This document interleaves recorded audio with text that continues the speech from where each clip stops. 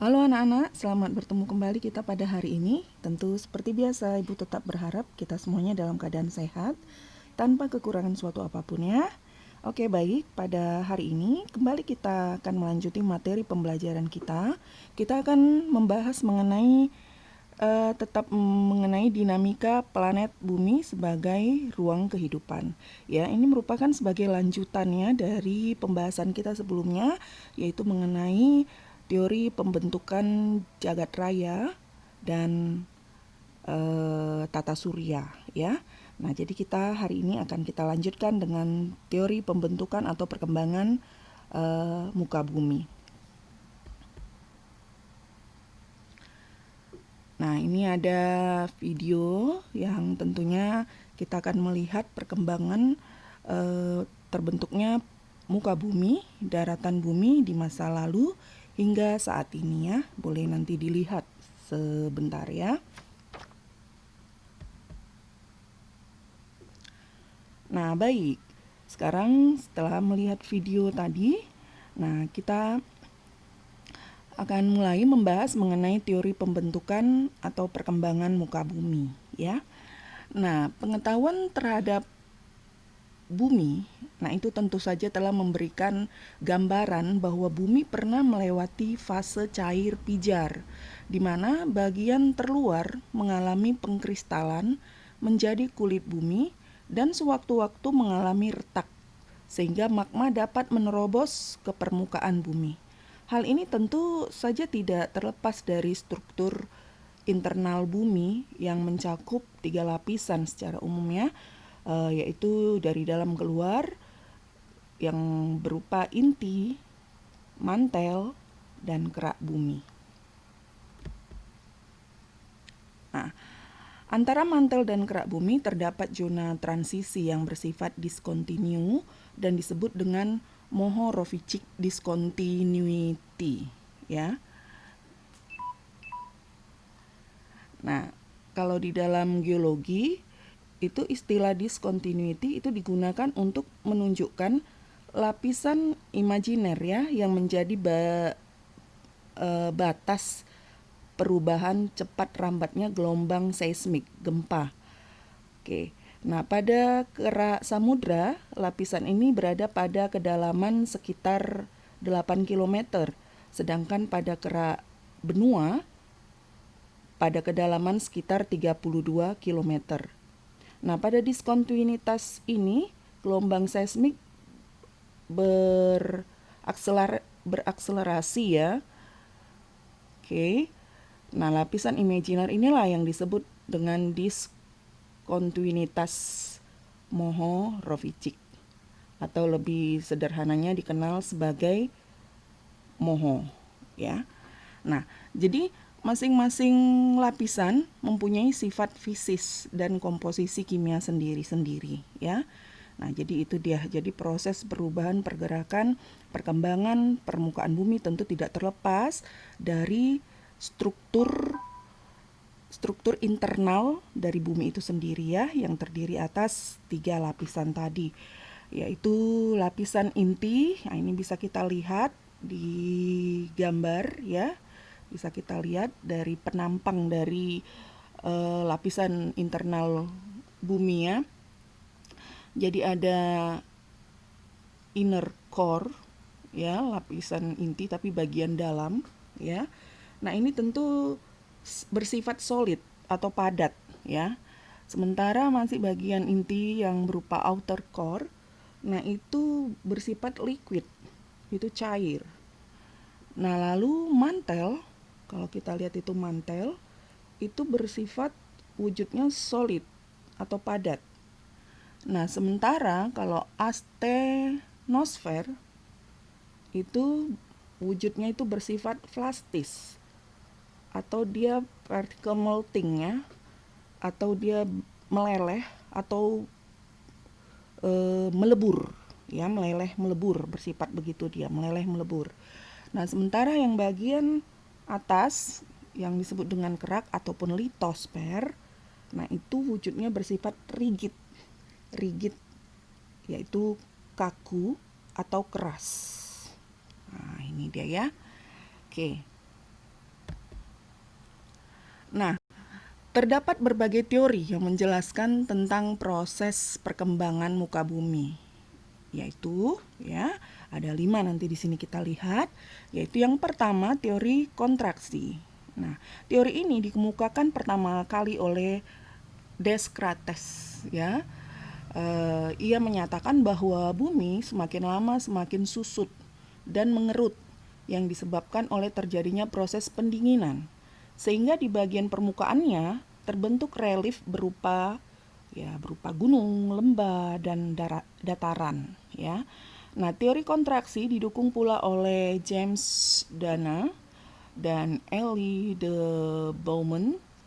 Nah, di mana mereka berpendapat bahwa bumi mengalami pengerutan karena terjadi proses pendinginan di bagian dalam bumi yang mengakibatkan bagian permukaan bumi mengerut, membentuk pegunungan dan lembah-lembah. Nah, yang kedua yaitu teori dua benua atau Laurasia Gondwana Theory ya. Nah, teori Laurasia Gondwana ini pertama kali dikemukakan oleh Edward Joyce ya pada tahun 1884. Nah, di mana teori ini menyatakan bahwa pada awalnya bumi terdiri atas dua benua yang sangat besar, yaitu Laurasia di sekitar kutub utara dan Gondwana di sekitar kutub selatan bumi. Kedua benua tersebut kemudian bergerak perlahan ke arah ekuator bumi, sehingga akhirnya terpecah-pecah menjadi benua-benua yang lebih kecil. Nah, Laurasia terpecah menjadi Asia, Eropa, dan Amerika Utara. Sedangkan Gondwana terpecah menjadi Afrika, Australia, dan Amerika Selatan.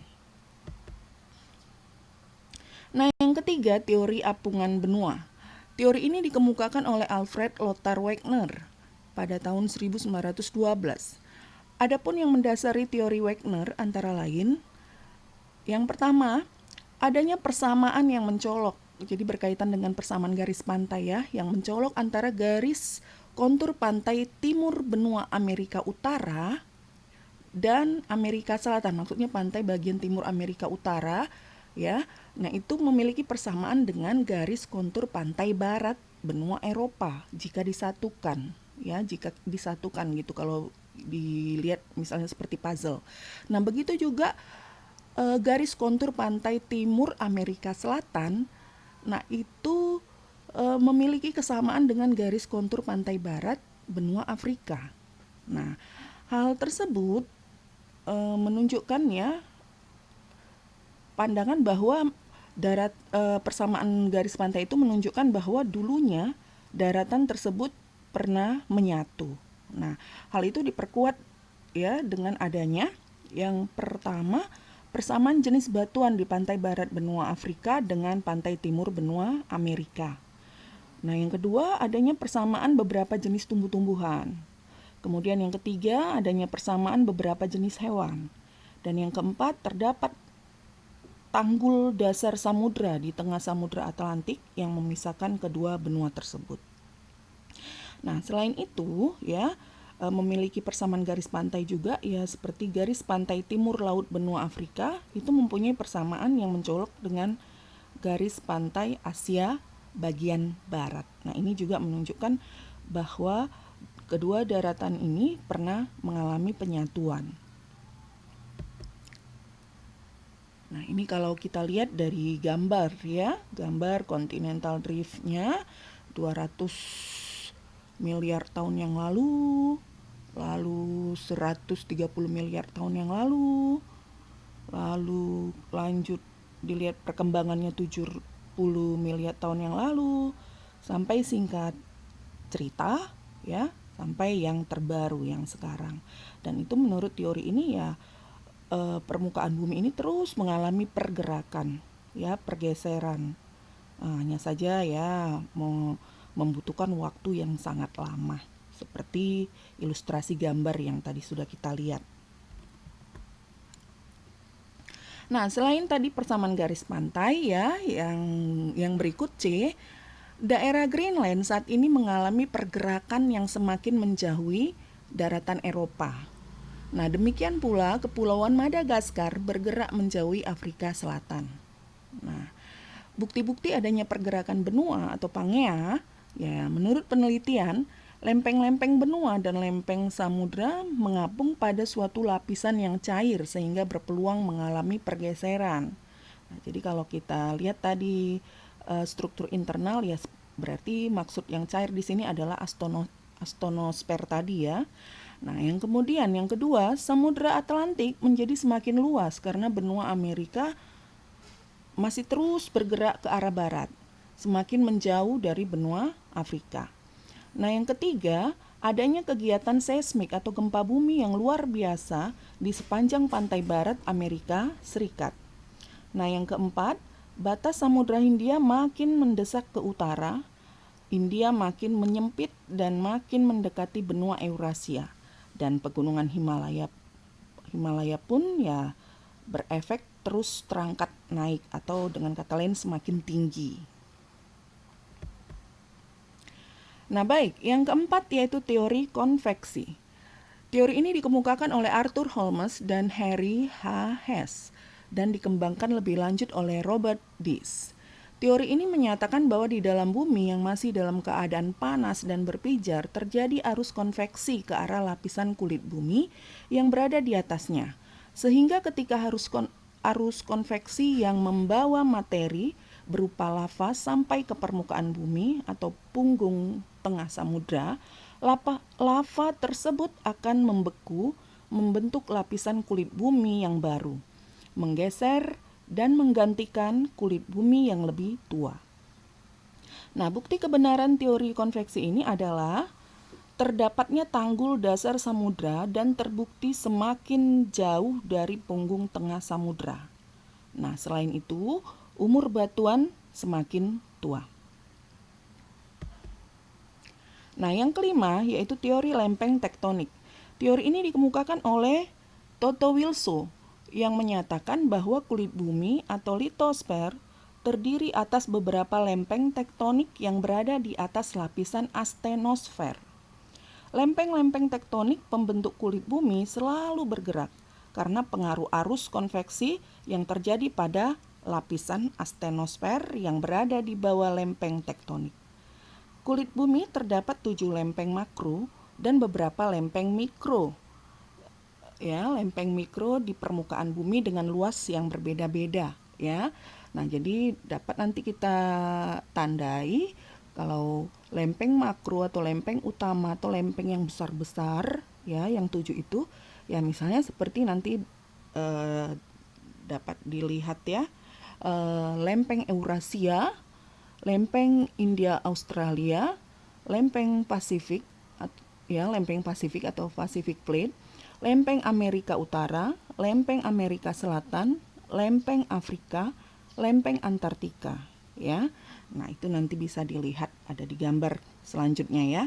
Nah, jadi batas lempeng itu adalah daerah yang memiliki aktivitas geologi seisme, vulkanisme, dan tektonisme atau palung laut ya, terbentuknya palung laut.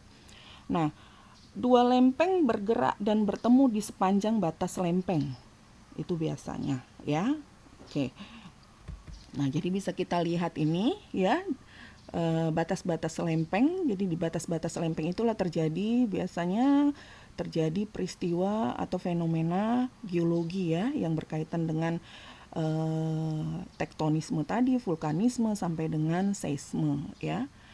Nah, jadi terlihat di gambar ini lempeng makro yang tadi sudah Ibu sebut bisa kamu tandai sendiri, kamu lihat, kamu perhatikan, dan selebihnya itu adalah lempeng mikro. Lempeng yang kecil-kecil, ya, lebih kecil-kecil, bisa ditandai nanti di sini. Oke, lanjut. Kita akan lihatlah ada nanti pertemuannya dua lempeng yang berupa, kalau kita lihat di sini nanti ya, ada pertemuan dua lempeng saling menjauh ya. Jadi aktivitas dua lempeng saling menjauh atau disebut dengan divergen atau divergen boundary ya. Nah, fenomena yang terlihat bisa dilihat di sini ya. Terjadi perenggangan lempeng yang disertai pertumbukan kedua tepi lempeng, pembentukan tanggul dasar samudra sepanjang tempat perenggangan lempeng-lempeng tersebut, aktivitas vulkanisme laut dalam yang menghasilkan lava basa berstruktur bantal, aktivitas gempa baik skala kecil maupun besar. Nah, itu dia. Kalau dua lempeng saling menjauh, fenomenanya yang tadi sudah kita sebut.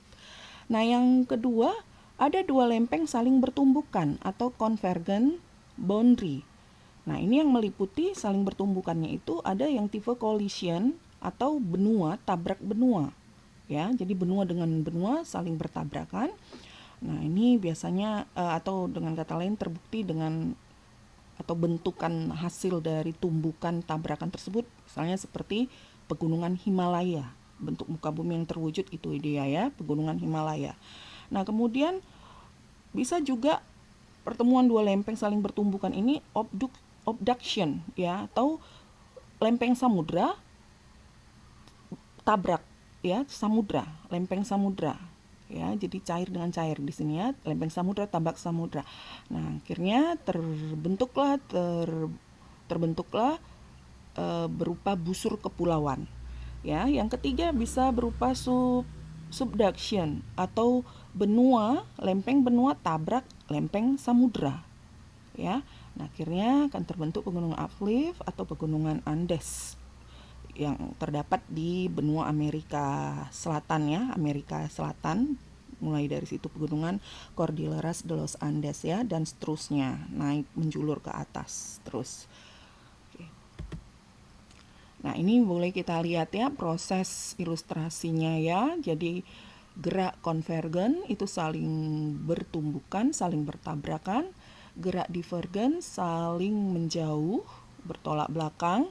Dan gerak transform ya, dan gerak transform. Nah, ini kita lihat. Oke, nanti ya, gerak transform atau dua lempeng saling berpapasan.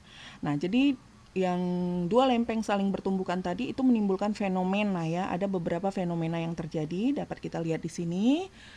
Yang pertama, lempeng dasar samudra menghujam ke bawah lempeng benua.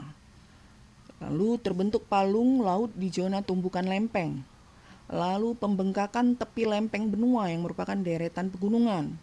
Lalu fenomena lainnya terdapat aktivitas vulkanisme, intrusi magma, dan ekstrusi magma. Nah, kemudian fenomena lainnya merupakan daerah hiposentra gempa dangkal dan dalam. Ya. Lalu penghancuran lempeng akibat pergeseran lempeng. Dan fenomena berikut terjadi sedimen campuran atau terbentuknya batuan bancu atau malenge. Oke. Nah, baik, yang ketiga atau C, dua lempeng saling berpapasan atau pergeseran mendatar atau disebut dengan transform boundary ya, transform boundary. Nah, fenomena yang terjadi ya akibat dua lempeng saling berpapasan, saling bergesekan lah ya, berlawanan arah saling bergesekan. Nah, fenomena yang terjadi yaitu aktivitas vulkanisme lemah dan gempa tidak begitu kuat. Ya, kemudian gejala pergeseran tampak pada tanggul dasar samudra tidak berkesinambungan, ya, tidak terus-menerus, dengan kata lainnya terputus-putus. Nah, oke. Baik. Jadi itulah materi pembahasan kita untuk hari ini. Semoga apa yang Ibu jelaskan ya kamu bisa pahami ya. Nah, oke, baik, supaya lebih bisa memahami tentu tidak ada salahnya tetap mengulang-ulang pelajaran. Oke, baik anak-anak, tetap semangat, tetap jaga kesehatan ya. Sekian dan terima kasih.